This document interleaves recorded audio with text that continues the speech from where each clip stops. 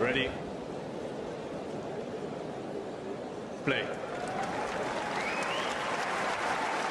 I just want to get a couple of minutes from you, Eddie. I know it's pretty late, but I just want to get 2 minutes from you on Rybakina and Mboko. I'm really intrigued. It was actually not on my radar. I didn't even know they were going to be playing each other until you mentioned it during the commentary. And I think it's quite exciting. I fear a little bit for Rybakina just because, again, she's probably someone that could do with a match or two and a win or two to get her confidence as much as anything else. I think I described Rybakina recently as the most inconsistent player on tour. I saw, and it was a loose comment. It wasn't scientific. I didn't think about every player in the top 100 and think about it. But and I got a rightful comment on Twitter, I think it was, which was, just the words that, what about Ostapenko? And that's a good shout. I even think, though, there's an argument for Rybakina because I think Rybakina goes into some Grand Slams as the favorite or second favorite if she brings her A game. So I think that her A game is apparent maybe more often than even Ostapenko. I've not gone into a Grand Slam ever thinking that, probably in her entire career, despite the fact that she has won one, I've never thought Ostapenko's winning this Grand Slam. I know that she can beat anyone on her day. But I've gone into slams with Rybakina, and Wimbledon this year was a case in point.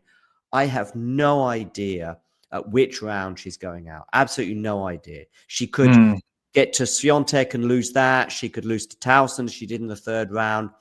She's one of these players as well that you fancy to win the tournament, and then suddenly you decide to tune into her match because she's a set and a break down and you can't believe it, to somebody that you wouldn't really expect to struggle against.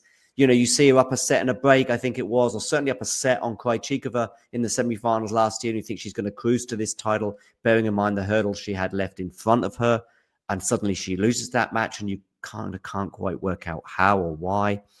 And so, the US Open has traditionally been her weaker slam, I think, even weaker than the French Open. And yet she's got all the tools to win Washington without a doubt, but she could also lose to Mboko. What do you think? Yeah, I mean, I think, well, the conditions should be good for her, really, but it's not actually ideal, though, is it? The first match she has to play against Mboko, who, by the way, got in just with a wild card. Good choice because she came through comfortably against Potapova, and I mean, obviously, just massive talent in Mboko. So she's going to be, probably coming out swinging and not going to be feeling too much pressure. This is all just new for her, and she's just probably going to be enjoying it. But I mean, it's not like she's not played big matches because she's in Mboko. She got to the third round at Roland Garros. She lost to Zheng, but she won a lot of matches there. She came from qualifying, and then so it's going to be interesting. I think obviously. It's a hard court, so I think that's going to be fine. It suits Mboko as well, so it's going to be interesting, and I definitely intrigued to see how that match goes. I'm not sure when that's going to be. So it's not tonight or today in Washington.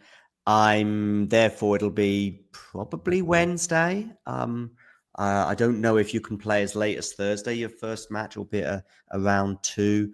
Do they have all the quarterfinals maybe on Friday and then, so maybe even Thursday? I think that is possible if they have round 2 on Wednesday and Thursday, and then the quarterfinals on Friday and semis on Saturday and final on Sunday. So, it could be as late as that. And obviously, Rybakina has won a match in Washington already in the doubles alongside Raducanu, a really tight 3-set or 11-9 in the deciding set tiebreak. I think it was. So in the decider. And Mboko, I don't know if you've seen a lot of Mboko. She's obviously having a bit of a breakout year, right? Just won an insane number of matches, right? Just basically beating everyone on the ITF. So it was just obvious that she's obviously too good for that level. And then when she got her chances to enter the bigger tournament, she's done very, very well. I mean, some of the matches that she's lost, I mean, they're only to be there's like, I mean, she lost to Coco Gauff, right? And then,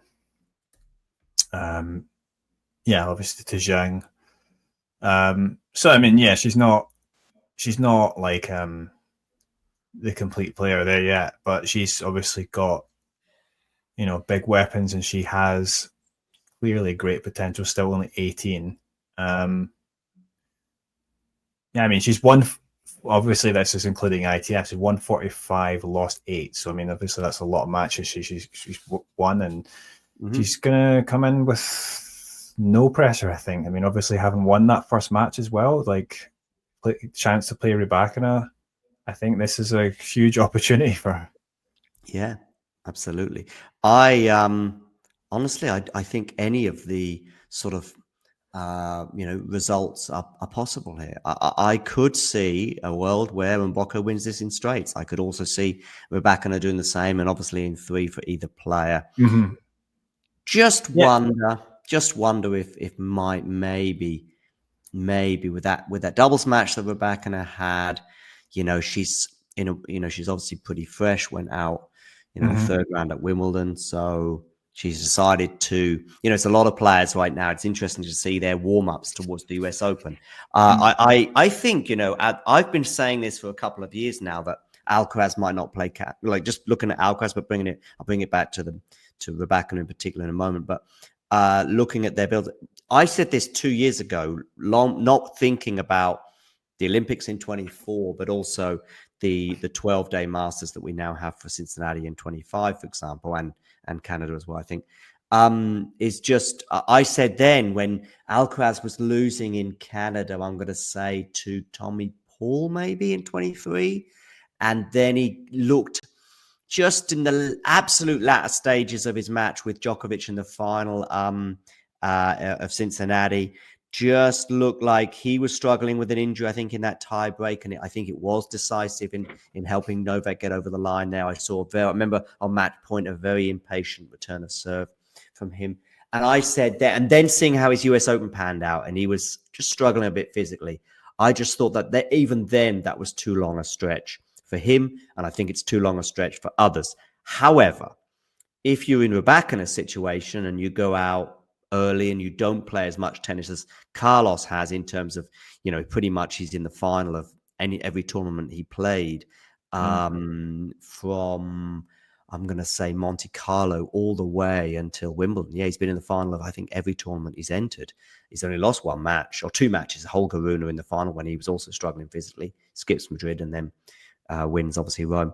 So it's a bit different for Rybakina and some of these the players that we're seeing. It's no coincidence. The players that we're seeing in Washington on both sides of the draw, but looking now back at the women, are the ones that went out early or pretty early, super early in the case of Jessica Pegula, but also pretty early in the case of Rybakina in round 3, who are ready to go for it in Washington. And I think those players might skip Cincinnati. They might go the other way and do this one and then Canada, or even see how this goes. And then, there's a chance. I'm just thinking that if you are just feeling it physically and you're a top 10 player and you think you might be better off practicing during Cincinnati, again, it might suffer as well. But ultimately, it'll be Canada that suffers more, as we're already seeing with this raft of withdrawals. And we might see 1 or 2 more even yet. Yeah. I mean, I'd probably expect like Sinner, for example, to play Cincinnati. But yeah. I think these big players will play Cincinnati. I think they will, unless, like I say, let's just say Rybakina gets to the finals of both Washington and Canada, for example, and maybe she's feeling it physically. Pegula as well. Who knows? I'm trying to think who else. Navarro, of course. These are sort of the biggest, the top seeds in these 2 tournaments. But bringing it back to Mboko, I don't know. I sort of just started thinking through and just thought, you know what? Maybe this might be just a year too soon for her to be beating the absolute elite. And on her day, Rybakina is. So I was starting to talk myself into an Mboko win, but maybe now I'm just going to hold off and play it safe and go Rybakina. But I might regret it. Yeah, I wouldn't be surprised if it's like Rybakina still wins, but it's maybe like a close 2-set victory, but like Mboko, I think she'll probably make it competitive. So I think that's a reasonable expectation. And yeah, it's going to be interesting. Absolutely. Big thanks for today's commentary, Eddie. Wonderful to have you. Make sure if you're watching on Talking Tennis, do check out his YouTube channel at Tennis Asia TV. I think that's also the handle on X. And of course, hit the like button and subscribe wherever you're watching, and follow us on all the socials. I know we're on Instagram as well, or both Eddie with Tennis Asia TV and also Talking Tennis as well. If you enjoyed this video, make sure you hit that like button. Don't forget to subscribe and click that notification bell so you don't miss out on all things tennis.